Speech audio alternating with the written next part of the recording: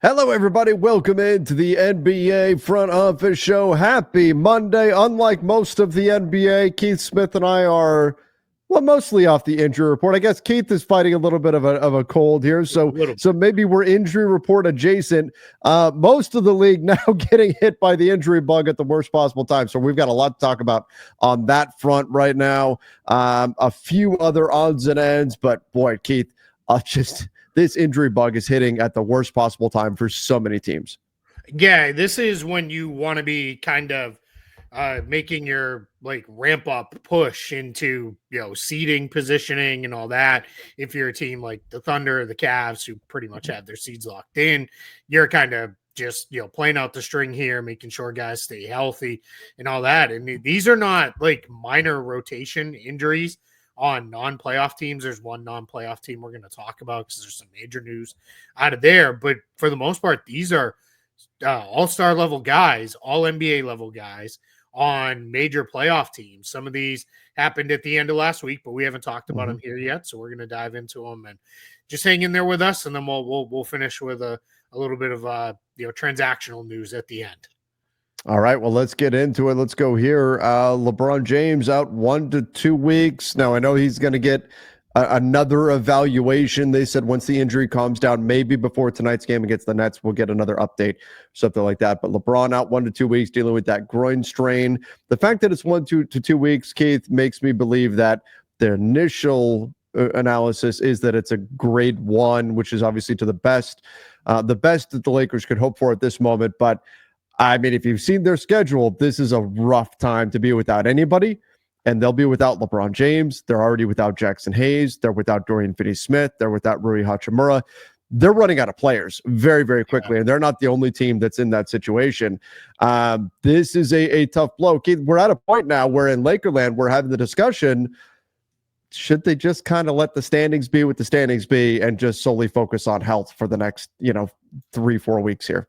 Yeah, that really needs to be the conversation. They're not going to fall any lower than 5th if they even fell that far. And then you start to line up, all right, well, where do we want to be? Do we really want to push for 2 and play maybe the Timberwolves or Warriors in the first round, or the Clippers or Kings, or a team like that? Or would we rather be 3rd and fall behind? Then you're probably gonna have to go to Denver at that point. But all right, if that's the end of the world, or in round 2, or would you rather be 4th or 5th and take your chance there with the Grizzlies or Rockets in the first round, and then go to play the Thunder in the second round? Those are the things you're kind of deciding. This is kind of illustrative of there's no real easy path in the West, especially when you've got these teams that are like the Warriors and Timberwolves. Those are not normal 6th, 7th seeds. Like, those teams are very good. And the Timberwolves are playing great. Did you see the stat in Mark Stein's latest piece today? I didn't. It came from Chris Hine, who covers the Timberwolves. Timberwolves are 10-0 in the last 10 games Julius Randle has played. So, little interesting tidbit there, right? And they have the easiest remaining strength of schedule in the West as well. The Minnesota Timberwolves does. So perhaps some upward mobility there for the Wolves. The Warriors are playing great basketball. In fact, I had somebody message me just a few moments before we came on here that the Warriors on some betting sites are now actually given better championship odds than the Lakers. They're now up there. I think they're listed as the 4th or 5th team in terms of championship odds. They've been winning 9-1 in their last 10. So everything could shift around in the West. I guess, Keith, where that all leads me to is, like, if you're the Lakers and you're saying, well, we could rest LeBron, there's no guarantee that winning games is going to get you a better playoff matchup than dropping a few spots would, because who knows where everybody's going to wind up at this point because of how tight the race is right now in the West. I mean, 3 games in the loss column separate 2 through 5, and with 20-ish, 18, 19, 20 games left, that's there's still plenty of room for teams to shift quite a bit here in the standings. Yeah, I think ideally you want to be on the opposite side of the bracket from the Thunder. That's just how good the way they flipped that game against Denver in the second half. Like, they turn these games from close to blowout in the blink of an eye, and it's really incredible. So you ideally want to be on the other side from the Thunder, but 100%. health is way more important than trying to manipulate any kind of matchup or really pushing for a seed. You get LeBron back, get Jackson Hayes back. That one's less serious. Then Rui Hachimura, get him back in the lineup and just, get guys where they need to be. And even if that means coming up here, Luka's a little like, yeah, I'm kind of feeling a little something. Let him sit out too. I think you're going to see, we talked about this when we did the live show or the live play on playback for Celtics Lakers. There's going to have to be a little bit of an approach of you lose the battle to win the war here for the Lakers. They have those 3 back-to-back sets coming up after this game in Brooklyn. Then it's Bucks Nuggets twice in the span of an 8-day span. I know, I don't remember who the other 2 games are off the top of my head. They've got the Spurs and the Suns in the middle of those 2 back-to-back. Should be a little lighter. But Bucks Nuggets, those are going to be challenges. And if either you go in saying we're going to fully punt one of those games, like that Bucks to Denver travel on a back-to-back, that's brutal. That's not easy. I wonder if that becomes, hey, we're rolling out is everybody ready for 35 minutes of Shake Milton tonight? Let's go. Right. Because it might be one where you just kind of punt it. Or the other option is play the guys, and if it's not going your way, shut it down early. Wave the white flag, and call it good. Because, there's no reason to push in a bunch of games where, the payoff is just not there. So we'll see. The good news is, like we said, 1 to 2 weeks for LeBron. He was saying after the game, I forget exactly how he put it, but it's basically like, it doesn't feel as bad as when he's had this before. Right. And he's like definitely not as bad as it was in 2018. Which that's good news at the end of the day for the Lakers and for LeBron. Yeah, I mean, when he said he felt a pop in 2018, he says definitely not like that. So that's a good sign. We'll see where it goes. And somebody asked me earlier today, do you really buy that it's going to be 1 to 2 weeks? The Lakers are notorious for putting out overly optimistic timelines on players. So I do think that they will be very cautious. My hope is that he's back by the very end of March. If he's back by the end of March, then he'll have 5-6 games, something like that, to try to get his rhythm back and everything before the postseason starts. That's my hope. I'm not expecting him. If he comes back in a week, great. I'll be pleasantly surprised. But I'm just hoping he's back before the end of the month, and that's what I'm looking at there. That would be my guess. Is we're definitely on the 2-week timeline, maybe even a little longer. Absolutely. Now, the Lakers were not the only team to suffer a significant injury. In fact, the game before the Lakers played the Celtics, they played in overtime against the Knicks, and Jalen Brunson, late in overtime, suffered a badly turned ankle. I mean, his ankle touched the earth. That was hard to watch. Hard to watch that happened to him. He took the free throws and then hobbled into the locker room. Sounds like he's only out at least 2 weeks here. But Keith, I look at the Knicks. And whereas the Lakers, you can say, well, do they want it? Should they try to win? And as things come into focus in the West, maybe they'll be able to kind of finagle their playoff positioning a little bit more. It's hard to tell right now. The Knicks, I feel like they're pretty locked in to the 3 seed. I know the Bucks have lost their last 2, but they're right behind them. But the Knicks also have the tiebreaker over Milwaukee. So I think the Knicks can be overly conservative here with Jalen Brunson, because I don't think they're falling out of that 3rd seed just with 19 games left on the season. I think we in the East, we are pretty well locked into Cleveland, Boston, New York, 1, 2, 3 in that order. It would have to be some major disaster for one of those 3 teams for that to fall out and go. Then you've got the Bucks are battling with the Pacers, and we'll put the Pistons in there. They're only a couple out. And then you've got another pretty big break. That's going to be your top 6. And then it's really just seeding, positioning in the Eastern Conference. It's going to be Hawks, Magic, Heat. The Magic got a big win over the Bucks the other day. Did you see that block Cole Anthony had on Giannis? I didn't. Cole Anthony, really? For a dunk, and Cole Anthony got up and got him. Wow. Great game all around for Cole Anthony in that one. He had 20-something points. He had 3 blocks in that game and really stepped up when the Magic have needed somebody to come to life. But yeah, Hawks, Magic, Heat, that's going to be the battle there. You really want that 7-8 line, because that way if you lose one, he get a second chance at it. Yeah. To get into the postseason. And then the Bulls they're 3 games up on the Sixers. Nets and Raptors continue to fall further back. The Bulls are going to be clearly the 10 seed. So it really just comes down to, what are the order going to be between 4, 5, and 6, and 7, 8, 9 in the East.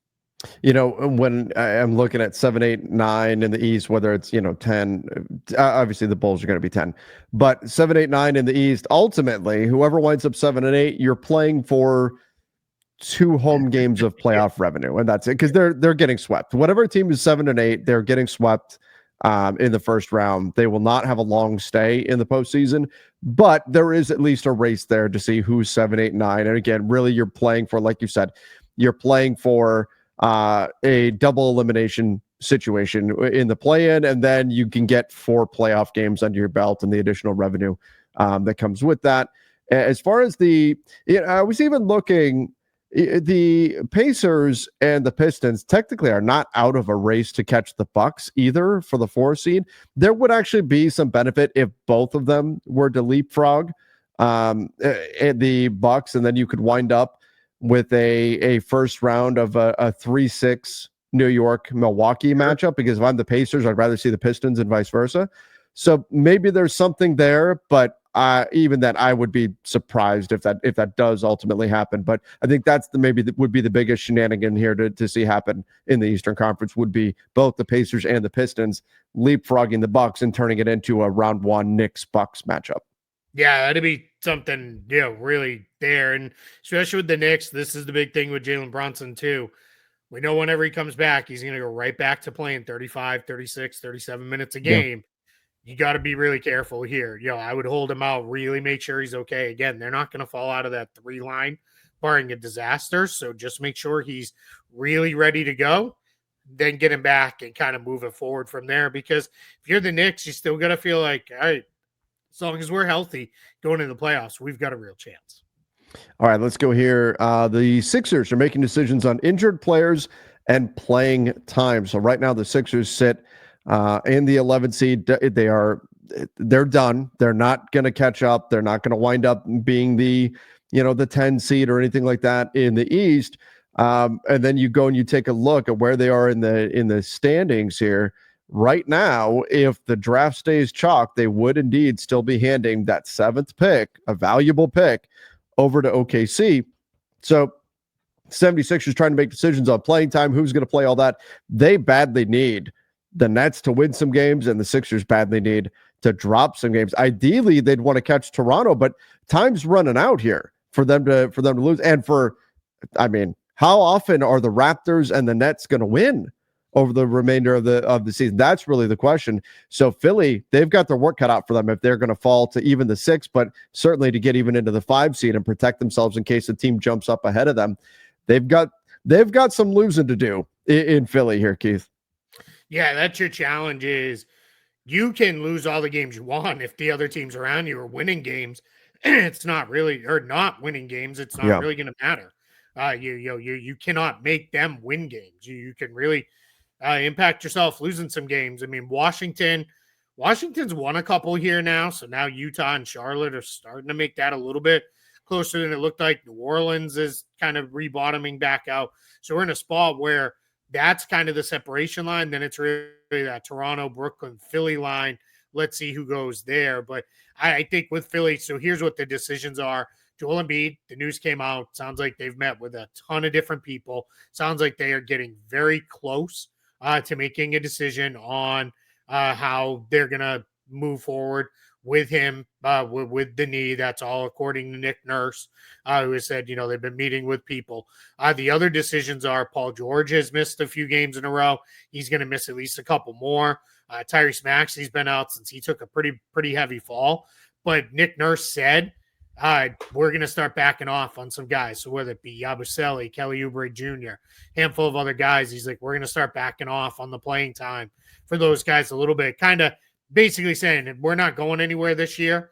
And that's a very subtle way of saying we're trying to improve our draft standing a little bit. So, which I don't really blame them because of what we laid out. It's oddly enough, I was asked about this morning on a radio spot. how bad does it hurt Philly versus how great is it for Oklahoma City to get that pick at 7? I think it hurts Philly a lot more than it helps the Thunder. Yeah. I don't know that the Thunder really need another young guy in there. I mean, don't get me wrong; they're going to happily take the pick and figure out what to do with it and go. But it really hurts Philly, who just needs another cost controlled, team friendly rookie scale contract and get another player in their rotation. It's like if you handed Steve Ballmer $1 million. Yeah, exactly. Like he would go, cool, $1 million, but it's not like it would change things a ton for him there. Yeah, I agree. I think it hurts Philly a lot. It's right now. It's probably the only silver lining, especially with McCain's injury. Like this is the only real silver lining for Philly on the entire season. Is if at least we get a high draft pick. If they don't even get that, then it's truly just a lost, forgettable, awful season for Philly if they don't even get a good draft pick out of this. Yeah, then we talk about it all the time. Difference between bad seasons and lost seasons. Bad seasons can happen. Lost seasons come when you're bad because a whole bunch of guys are injured and you didn't get any data and you don't know what those guys look like together. For Philly, this would be just a disaster season. There's no other way to put it if they don't come away with that pick. And to your point, ideally, you want to be 5th because then if one team jumps, you're okay. You still can move back one spot and keep your pick. 6, you'll take it. You'd rather that than 7th than just handing it over right away. But it's great. Can you scroll down a little bit on this? Sure. Because I was having this conversation. Look at how many picks just are changing hands, period. Oh my God. Like almost the entire non-lottery. I think it's Boston. Yeah, you've got it up there now. Boston, Indiana, and Orlando are the only 3 that keep their own pick. That's wow. crazy. It just goes to show how many picks are on the move. But Keith, this also, I think, when you look at this, look at all the picks that Brooklyn is getting. Yep. Right? We talked about how many picks OKC has. This is part of the reason why, beyond the new CBA, the rules, the restrictions, and all that kind of stuff, this is part of the reason why teams are having to get more and more creative, because you have a few specific teams that are essentially hoarding all the picks. Mm-hmm. And so it's meant there's just not as many picks out there if OKC's not trading them, if Brooklyn's not trading them, stuff like that's happening. Utah's not trading them. So teams have to get more creative. And that's where suddenly you're getting 3, 4, 5 second round picks, these pick swaps, they're, all the different things that the teams are doing in order to make deals possible. It's not just the CBA. Part of it is that all the draft picks are kind of just stuck with certain teams, and it's more difficult to have access to those picks to make moves with.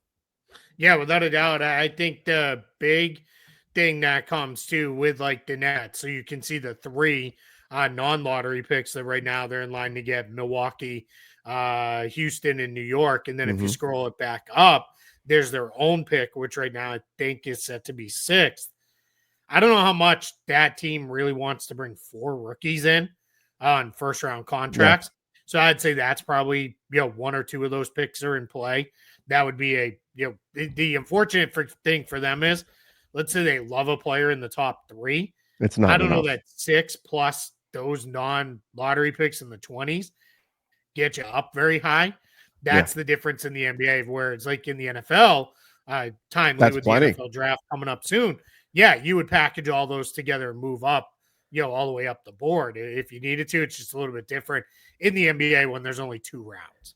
Especially when one superstar player means so much in the NBA. Yeah. So like if you're 6 and you have, let's say it's Cooper Flagg. If you're 6 and you want to combine 6 plus plus 22 plus 23, anything else that you want to throw in there plus 25, that's whoever's at number 1. They're not going to give up Cooper Flagg for that, right? If they believe he's going to be what we think he's going to be. Here, I know we said we do this once a week. Let's just have a little fun here. Sim the lottery. Oh man! Oh, that's interesting. Philly loses the pick. Raptors get the first pick. Philly loses the pick, but it falls to 8. The Raptors get the number 1 overall pick, and we just sim the lottery here. And look at the Chicago Bulls moving up to the 4th pick. Yeah. Crazy stuff happening. Be fun. Yeah. That would be fun. Yeah. Yeah. All right. Flag in Toronto. Maine's not that far from Toronto. That's true. It's not that close either, but not that far. Yeah. Yeah. All right. All right, let's go here. Going back to the Western Conference, Amen Thompson out 10 to 14 days. I mean, he is so much fun to watch. Just the insane athleticism that he's got. But the Rockets, I mean, 5-5 in their last 10. That's not good enough in the West. Mm-hmm. That's not good enough to really make up ground in the Western Conference right now. I'm not going to count them out for making a run. I certainly think this is a quality team. They've won their last 2 games, but this is a setback for them to not have him, to not have Thompson here for what could be this final push here. They're far enough behind to where they really got to get going, and they need some teams ahead of them to drop games if they want to have home court advantage in round 1. Yeah, and they've won their last couple, but they've been up and down. Yeah. Recently, John Morant talked about how he probably shouldn't really be playing, but he is. He's playing through a shoulder issue because Jaren Jackson Jr. is out for the Grizzlies, so that's something that he's trying to figure out. But here's the issue for the Rockets.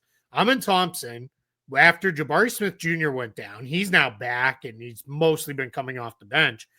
Amen Thompson slid in as the starting power forward for their group. It really was him and Dylan Brooks were like interchangeable forwards, but for lack of a better term, he was the starting 4.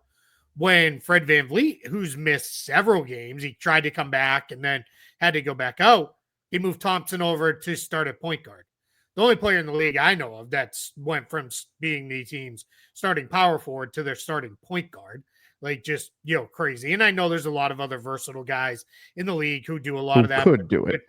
Yeah, it just gives you a sense of what this kid does. He plays 1 through 4 for them. He defends a lot of 5s on switches if he needs to. It holds up. But the bigger point is their ball handling and creation now.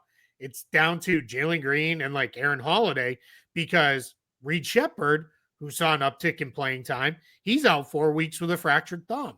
So now you're down 3 point guards because Fred VanVleet, who doesn't sound like it's a serious injury as far as going to cost him the season, but he's missed a lot of time with this ankle sprain. So when you're without those 3 guys, you're talking Aaron Holiday and Jalen Green. And that's kind of it for your ball handlers. That's a tough spot to be in if you're the Rockets, especially to your point of we're trying to get into a home court advantage position to be in. That just makes it that much harder. Yeah, that is going to make it tough, certainly, for the Rockets. And we'll see kind of where this all plays out with them health-wise. But again, I mean, man, you look at that. LeBron, Aaron Gordon now dealing with a calf issue. Yeah. You've got Jaren Jackson Jr., Reed Shepherd, Thompson. I mean, that's 2 through 5 in the East, all dealing with significant injuries right now. Brutal. Absolutely brutal. Yeah, and I'll just say this on Reed Shepherd, too.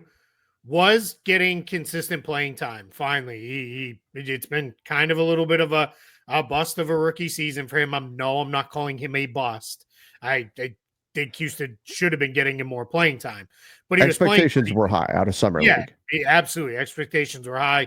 Just where he was drafted, like you said, coming out of summer league, struggled to really find a shot early on. That was his biggest issue, and then wasn't holding up defensively, and that was the single biggest issue for Ime Udoka.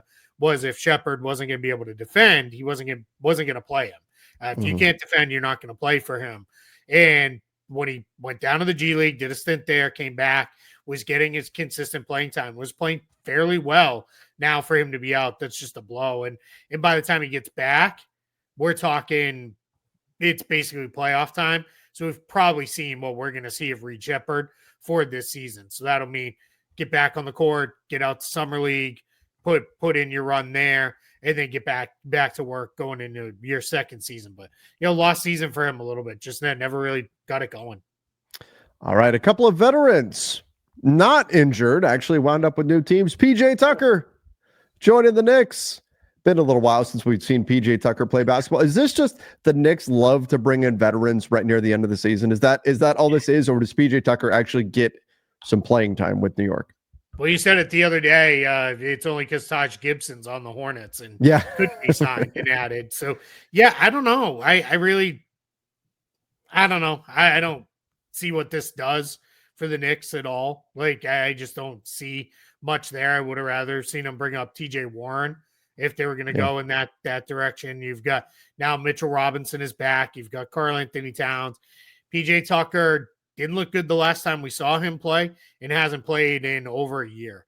Basically, it's almost a year, and he got some playing time late for the Clippers, but really wasn't a big part of things, and it just doesn't look like he has much left. So it's a 10-day contract. It's not the end of the world. And just take a look. And if it doesn't work out, it doesn't work out. But I would have rather seen TJ Warren get the call up, or even a guy like Moses Brown, who's back with their G League team and just kind of continuing to wait for that opportunity. Now I gotta wonder if Moses Brown is holding out a little, where it's, hey, I was so good in Dallas, when they can finally sign somebody again with 4 days left in the season that's already lined up, and he doesn't want to sign possible anywhere else, and that could be possible. But I don't, we don't know that for sure. But I have to wonder if there's something already in the works there.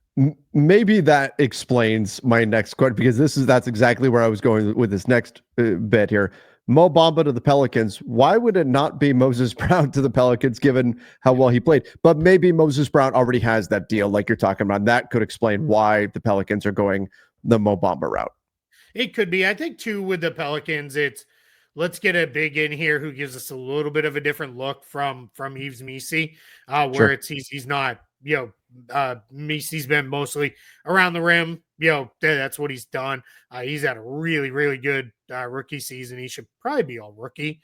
When all is said and done at the end of the year, he's played really well for them. But you'd see what it looks like with Bamba. Maybe give him a few minutes next to Zion and see, is there something workable here? Because Bamba can't step out and shoot it.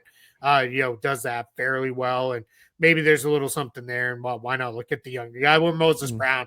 Kind of know he's just going to give you another guy who's just going to be around the rim on offense with that. So Pelicans too, they're very clearly at this point, they're just playing it out. They're still playing their guys, I think, because when Zion's healthy and ready to go, we're going to have him on the court. But they played the other night. He was out. CJ McCollum was out. They're going to liberally rest guys the rest of the way, because there's no reason to push guys through. Again, they're trying to maximize their draft pick as well. All right. So let's go. You know what? Let's just finish up with this, because we've talked a lot about the draft here. Just kind of off the cuff here. Of these teams that are right now in the mix to get the number one pick, who deserves it? You mentioned the Pelicans. I'm thinking about the plight of their season. The 76ers have had a brutal season. Who deserves the number one pick? I would honestly be okay with Washington getting it if they just held. I feel like they have done it in the quote-unquote right way. And I don't get worked up over tanking by any means. I do like the flattened lottery odds where you don't have to be horrific from day one. Washington's just your normal, young, bad team. They're playing a whole bunch of kids, a lot of minutes. They drafted 3 guys in the first round. All of them play regularly, and Bilal Coulibaly, who they drafted in the first round last year. Those 4 guys, so Coulibaly, Sarr, Carrington, and George, they play a bunch of minutes for this Wizards team, and that's the way you should do it, right? If you're going to be bad with the guys you're investing in going forward. And some of those guys have shown some stuff. They're a fun watch. They're awful. They tend to fall apart and get blown out quite a bit, but they're actually kind of fun. They do some fun stuff. So I'd be okay with them getting it. I wouldn't be too upset if the Wizards got there, because they didn't do anything egregious to put themselves in this position. Yeah, they're just kind of naturally bad. They didn't they like, if you've seen some of the stuff Utah's been doing with their rotations and their subs, and the Celtics play them tonight, and like it's at the point where it's like, who's even going to be available for Utah? Like I don't even know if we're going to see Lauri Markkanen in the rest of the season. The way things have gone. Like, I wouldn't be surprised. And he's been out, Collins has been out, Clarkson's been out, Sexton and Kessler are in and out all the time. And, they're playing a lot of their kids, but, they've very egregiously sat some guys. So I have a feeling if they were, let's say, in position to be a playoff team, miraculously those sore backs might feel good enough to be playing. Agreed. I think that could definitely be a thing. I will say, let me throw, the Hornets have had such a rough go for so long. They've been, just not good enough. They're a team that could use a little luck, especially when they missed out on Wemby. Obviously, Brandon Miller's great and everything, but hurt right now. But But they're a team that I think could make a big leap if they get a nice high drive. If you add Cooper Flagg to this mix, like they become a really interesting team really fast. And then maybe they've got some decisions to figure out with LaMelo Ball and all that kind of stuff for the summer. But that would be another interesting team to potentially get the number one pick. I'll tell you who needs to get the number one pick, though, Keith. An East team. An East team. Yeah, I knew you. Stop coming west. Yeah. No more of this. So get them any one of those East teams there at the top, and let's go. Like that's All right, everybody. Thank you guys for joining the show today. Make sure that you do subscribe to the channel. Till next time. See ya and stay safe.